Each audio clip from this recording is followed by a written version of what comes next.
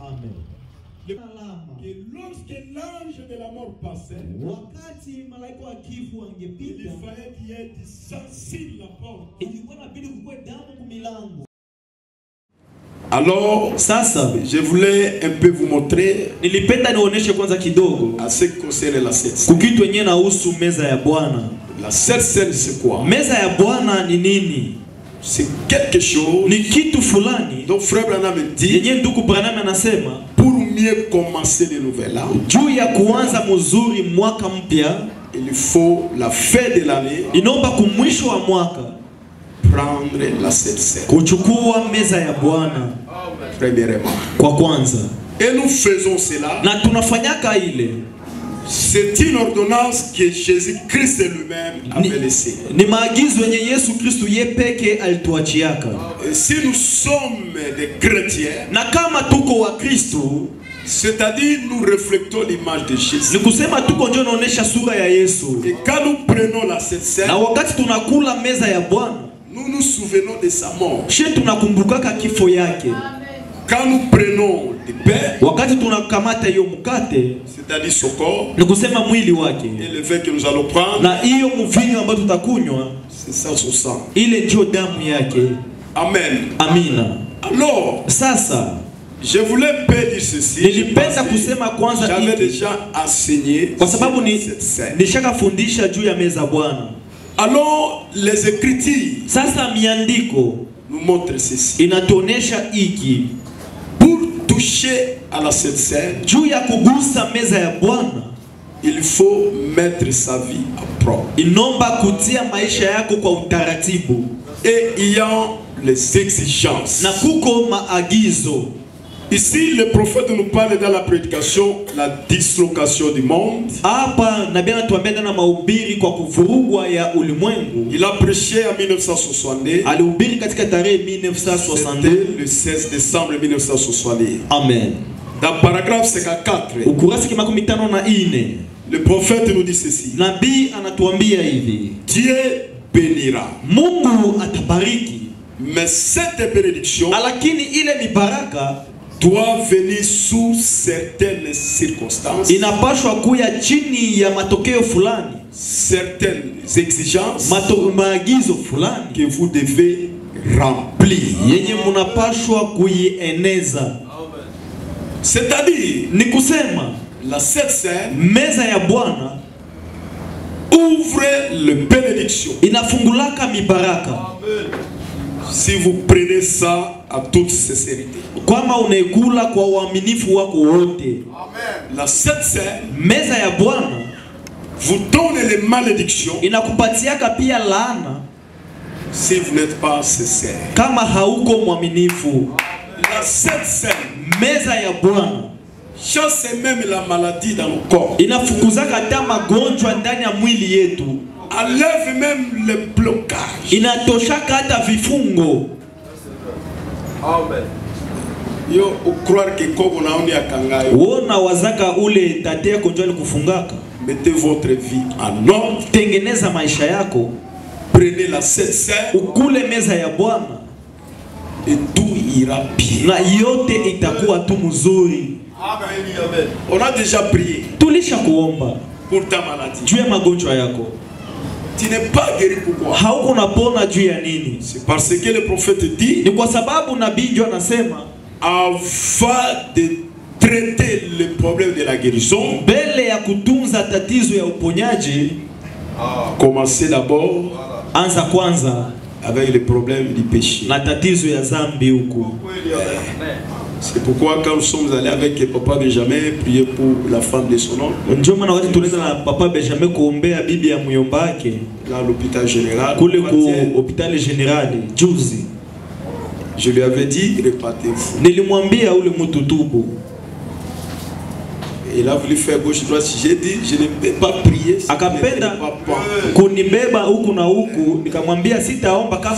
refuses, moi je vais rentrer. Parce qu'aujourd'hui nous avons le problème. Nous prions pour les gens, pour leur maladie. Ils ne sont pas guéris. Pourquoi? Et pourtant la guérison c'est notre promesse. Ila uponyaji ni ahadi yetu. C'est à cause des péchés confessés. Ni juu ya mazambi zenye hatuko na tubu. Nous prions pour les gens pour qu'ils soient bénis. Tuko naombea watu juu wabarikiwe. Ils ne sont pas bénis pourquoi? Hababarikiwe juu ya nini? C'est à cause des péchés confessés. Ni juu ya mazambi zenye habatubu. Voici le prophète dit, Ndio maana hapa nabii anasema Dieu bénira. Mungu atabariki. Mais cette bénédiction Lakini ile mibaraka doit venir sous certaines conditions. inapaswa kuya chini ya maagizo fulani. Certaines exigences Na maagizo fulani que vous devez yenye munapashwa remplir. kuzieneza. Il dit, et si vous ne remplissez pas ces exigences, Anasema na kama haueneze ile maagizo, alors les bénédictions et les promesses de Dieu sasa mibaraka na maahadi za Mungu n'auront pas d'effet haitakuwa pour vous. na tendo juu yako. Est-ce que quelqu'un peut dire amen? Juu mtu anaweza sema amina. C'est pourquoi on a voulu d'abord que, Ndio maana tulipenda kwanza, comme nous sommes vers la fin de l'année, gisi tuko mwisho wa mwaka, faites la rétrospective depuis le 1er janvier. uanze fanya uchunguzi wa kindani tangu kule kumwanzo wa mwaka. Est-ce que j'avais bien rempli les exigences de Dieu? Je, kwa kweli nilieneza mzuri maagizo ya Mungu? Le mardi, je vais prendre la Sainte-Seine Siku ya pili nitakula meza ya Bwana. pour que je commence l'année 2025 avec les bénédictions. Juu nianze mwaka wa 2025 na mibaraka. La bonne santé, c'est une bénédiction. Afya nzuri ni mibaraka. Quand tu es malade tout le temps, Wakati kwa mgonjwa wakati wote, ça c'est l'esprit de la pauvreté. ile ni pepo ya umaskini. L'argent que tu voulais faire ça avec quelque chose, Pesa yenye ulipenda utumikishe kwa kitu fulani, les mercenaires récupèrent ça. banganga ndio wanaichukua. Regardez, Uangalie qu'est-ce qui ne va pas dans ma vie? nini ndio endeke ndani ya maisha yangu. Je vais remplir les exigences. Nitaeneza kwanza ile maagizo, Si c'est reparti, je vais me repartir. na kama ni kutubu mimi nitatubu. Si j'ai le tête de dîmes, je vais payer ça. Kama niko na madeni ya 110 Si nitazilipa. j'ai le problème avec les gens, je vais régler. Kama niko na tatizo na watu nitatengeneza. Et je vais prendre la Sainte-Seine Jo nitakula meza Bwana pour que je commence bien l'année 2025. juu nianze mzuri mwaka wa 2025.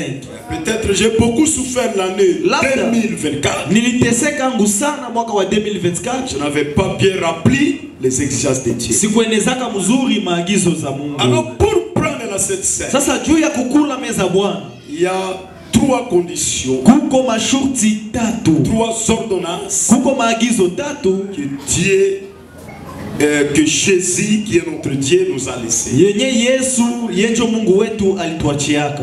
Alors, Sasa qui peut prendre la Sainte-Seine? nani ndio anaweza kula meza Bwana? La première ordonnance, Maagizo ya kwanza, il faut que vous soyez baptisés au nom de Jésus. inomba kwanza unabatiziwa kwa jina la Yesu.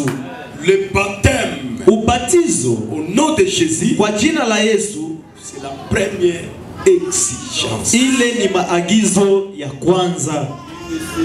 Si tu n'as pas encore été baptisé au nom du Seigneur Jésus, Kama auya batiziwaka kwa jina la Yesu, ne touche pas à la Sainte-Seine. usiguse meza ya Bwana. Mais alors la Sainte-Seine, Sasa meza ya Bwana c'est conditionné. inakuwa na masharti. Si vous ne mangez pas, Kama we hauikule c'est la malédiction aussi. ni laana.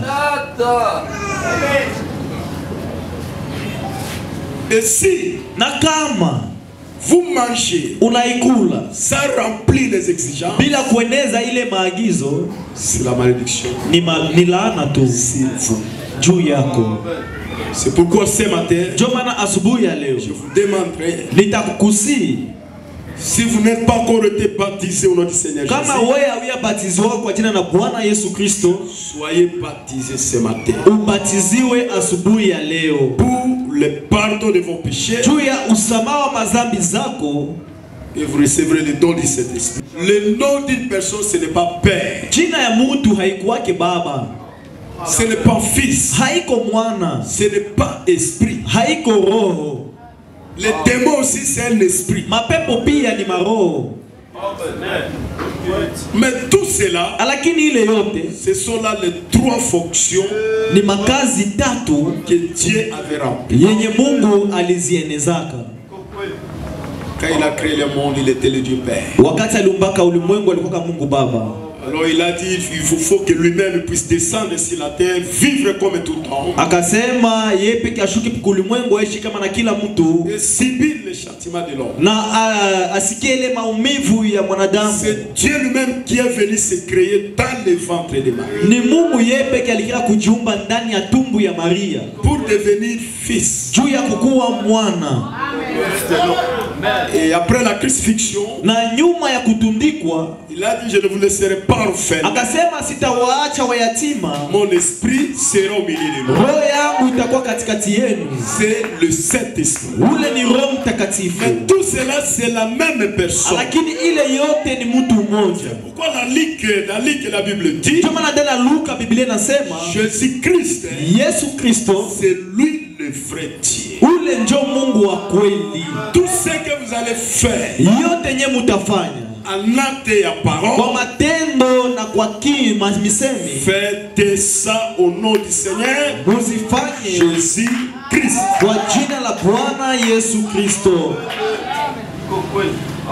Alors, soyez baptisés au nom de Jésus pour avoir l'accès à la Sainte Seine,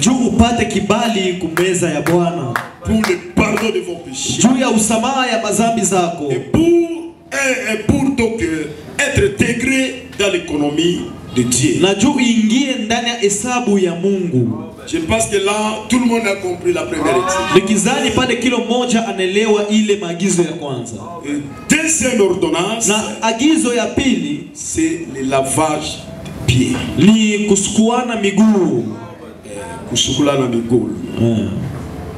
Ça veut dire quoi?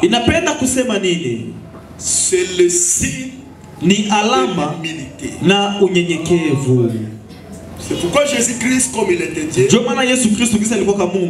savait qu'il allait mourir. Il a dit à ses disciples, je vais commencer à vous laver les pieds. Et il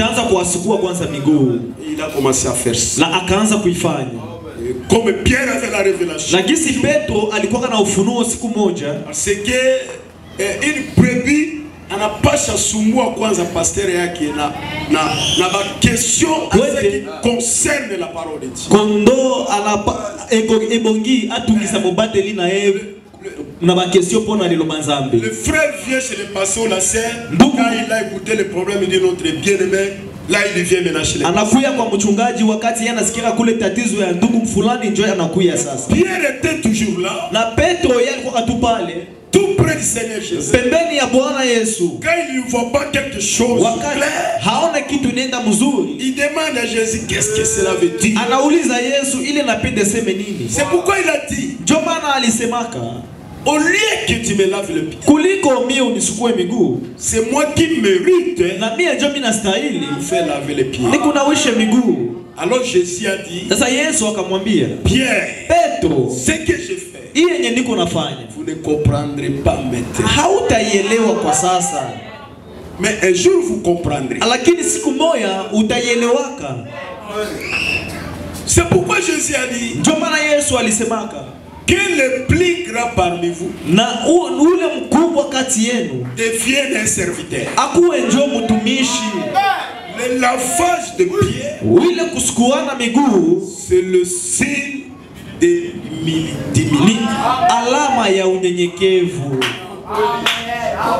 C'est pourquoi le mardi ici, nous allons faire ça avant de prendre la Sainte.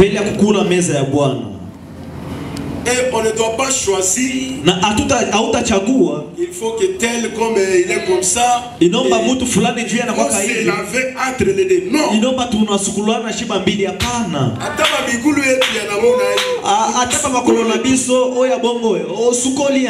que c'est le signe de l'humilité.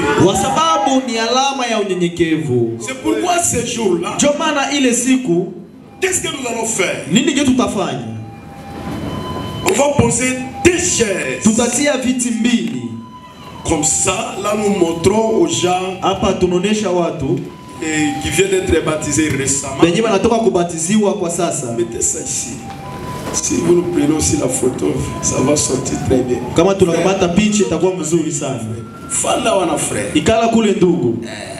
Nous allons nous mettre comme ça. Et le bassin sera ici. Alors, quand moi, le frère Joël va commencer à laver mes pieds, moi je vais poser tous mes mains.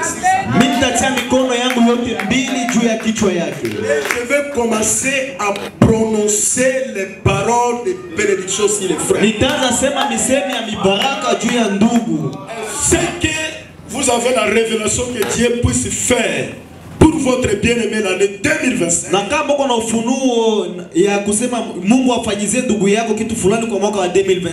Vous allez commencer à prononcer les paroles de bénédiction.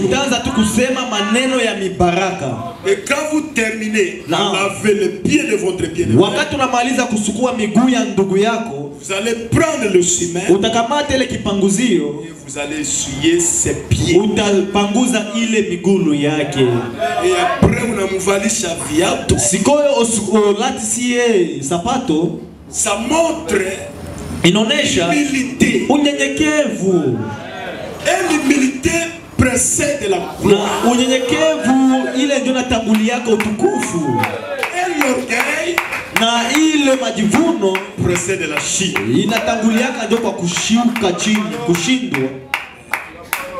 Amen. Alors ça sera comment?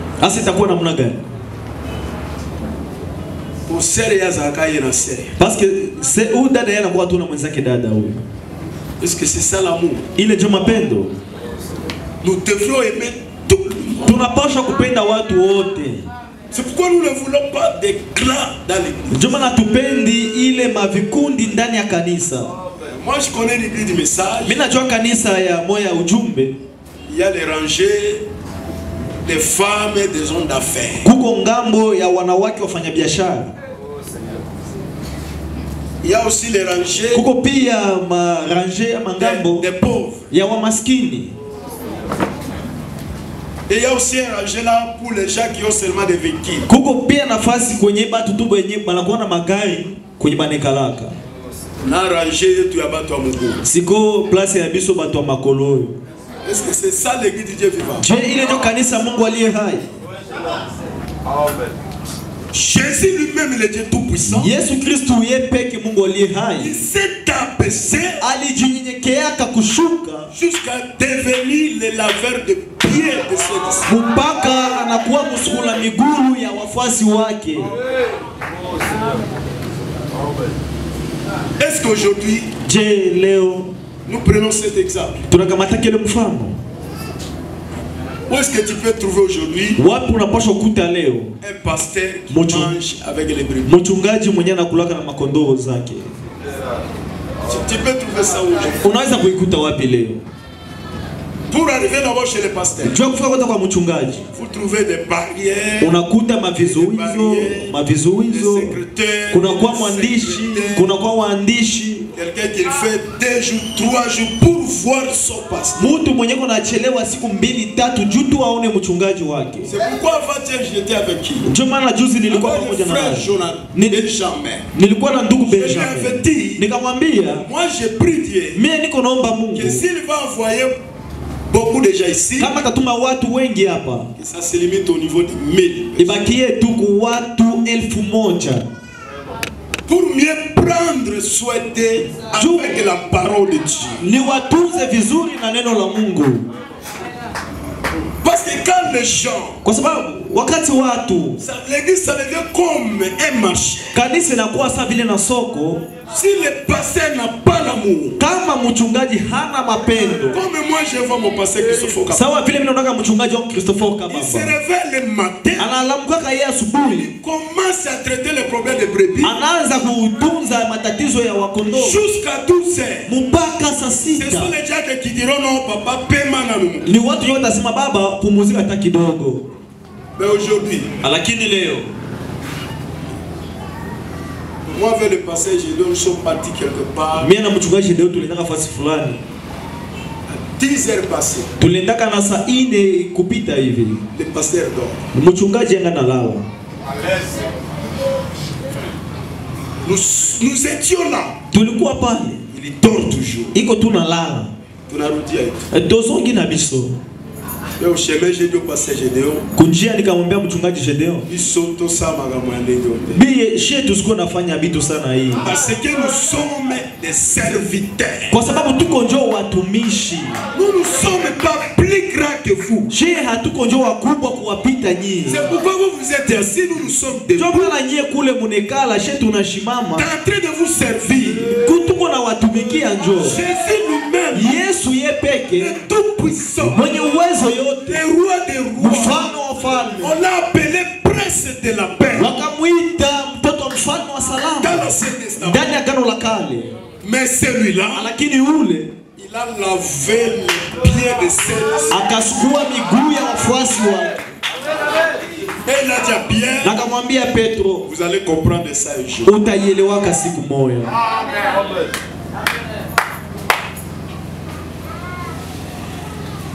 C'est pourquoi quand maman Sarah me dit mange, njoo wakati mama Sarah ananiambia kula, et je vais lui dire, na mimi nitamwambia je vais manger un peu après. Nitakula hata nyuma kidogo. Et là je commence à méditer dans mon cœur. Pale kwa meza kutafakari ndani ya moyo wangu. Je ne peux pas envoyer même un bien-aimé ici. Mungu hata tu mata ndugu moja hapa tu. Même le vendredi il a fait ça. Hata siku ya ine nilifanya vile. Même 10 minutes. Hata dakika 10 kupita. J'ai vu la voiture de papa Benjamin à Tri. Maintenant j'aurai la petite. Gari papa Benjamin ngine nasema hapa sasa nitakula mzuri. Ici je vous montre comment Jésus-Christ niko naonyesha namna gani Yesu Kristo il a vécu avec ses disciples. Aliishi na wafuasi wake. Pourquoi les collègues diacres marafiki zangu wa shemasi walindamani, il faut respecter les gens que vous voyez ici. Inomba mkole heshimia batu benye munaona pale. Ce sont les fils et filles du roi. Ni wana na binti za mfalme. Hapana kubatomboke sasa toto kidogo. Kotombokela bangona tibana mikete. Ndugu Branham anasema un huissier diacre na mulindamani shemasi doit être né de nouveau. Anapaswa zaliwa upya, rempli de la compassion, jana upendo, trop d'amour, na upendo mingi. Il met l'ordre, anatia utaratibu, mais avec amour, lakini na mapendo. Avec les décisions, mais amour. Hapana na uamuzi, lakini na mapendo. Njoo wote situmbukia mtoto wa Tshisekedi wewe. Tu vas le supplier. Suta musinjo. Tu vois Dieu la femme. Unaona huko mtoto mfalme. Yopo za mokonzi ya mke umoni. La tata ila mbali ya malamu. N'est-ce pas, il va comprendre. C'est ataelewa. Nous allons faire le lavage de pieds. Tutafanya kusukuana mamiguu. Et troisième ordonnance. Na hiyo maagizo ya tatu. C'est maintenant prendre la soupe du Seigneur. Sasa ni kukula chakula jioni ya Bwana. Si nous faisons ça le soir, na kama tunafanyaka magharibi, c'est toujours la parole. Ni neno tu. Nous suivons seulement ce que disent les Écritures. Tuko nafuata yenyewe miandiko inasema.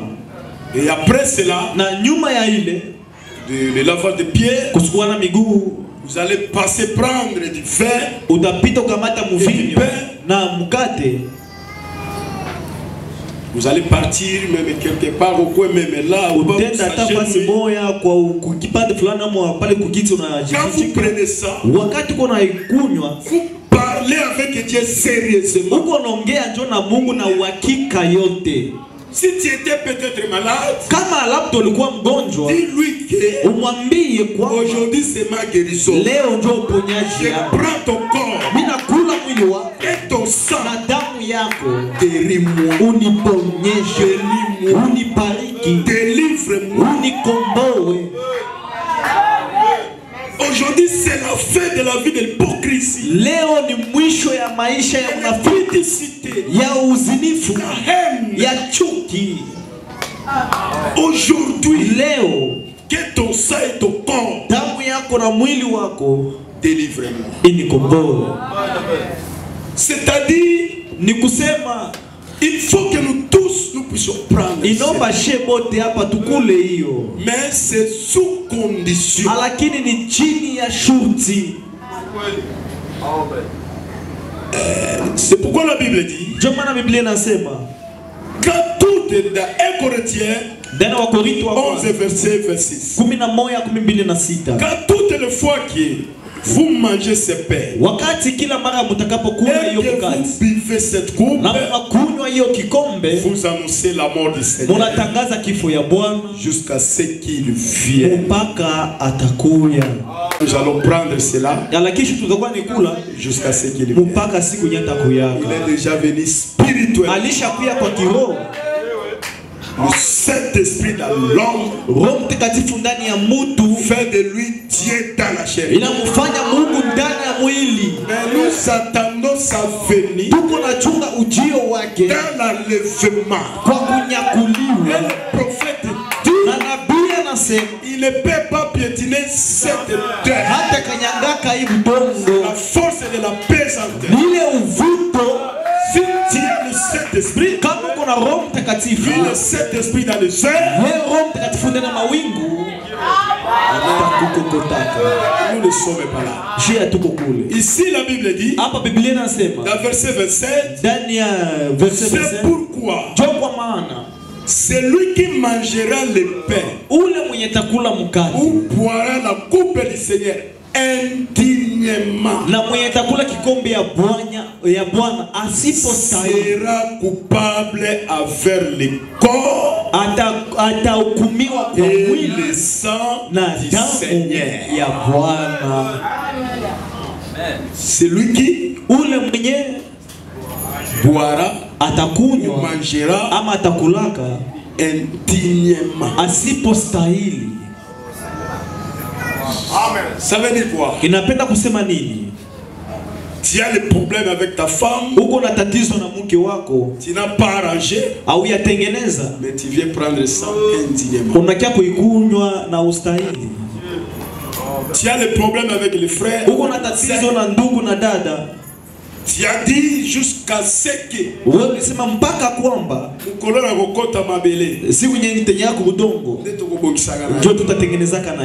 viens prendre ça intimement.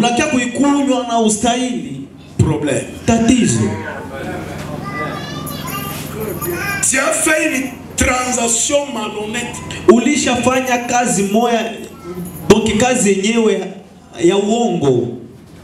C'est à partir de toi qu'on avait arrêté celui-là. C'est à partir de toi que celui-là a haï l'autre là. Et tu viens prendre ça indignement. Tu as des problèmes avec lui.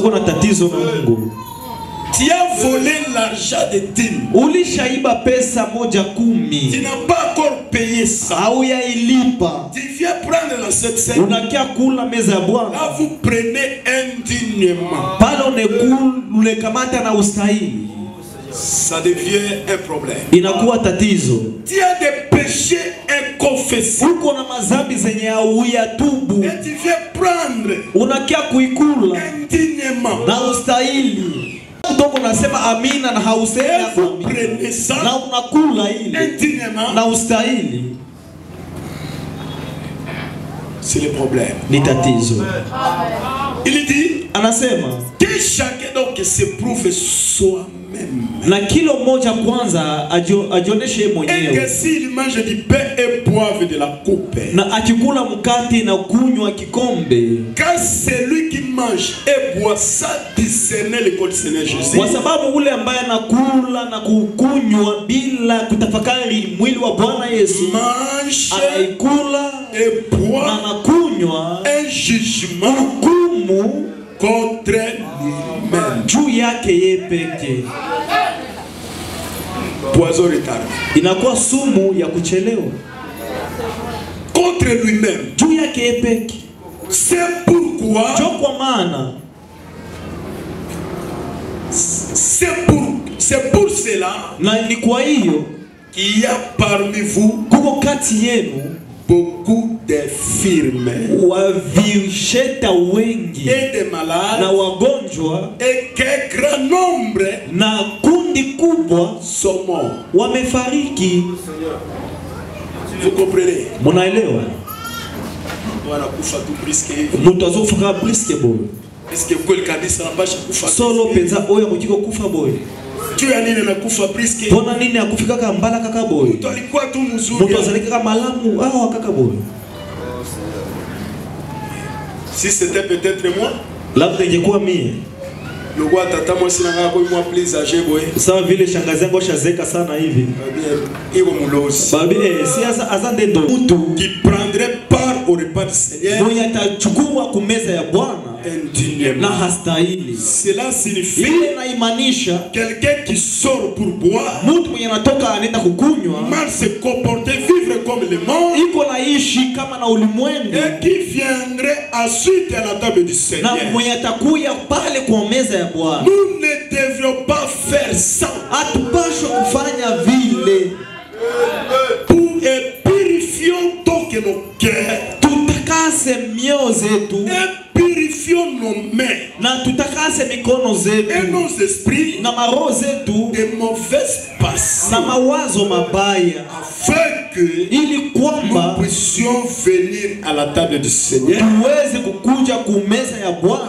Avec respect na heshima et sainteté, na utakatifu, sachant que nous sommes kwa kujua kwamba tuko en relation avec notre sacrifice, kwa ile uhusiano na le Seigneur Jésus, Yesu qui est notre seul salut, ambaye yeye peke ndio wokovu yetu.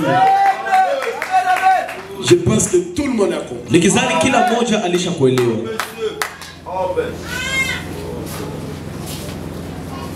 Qu'est-ce que tu as fait? Nini ndio ulifanya? Arrange cela. Uitengeneze.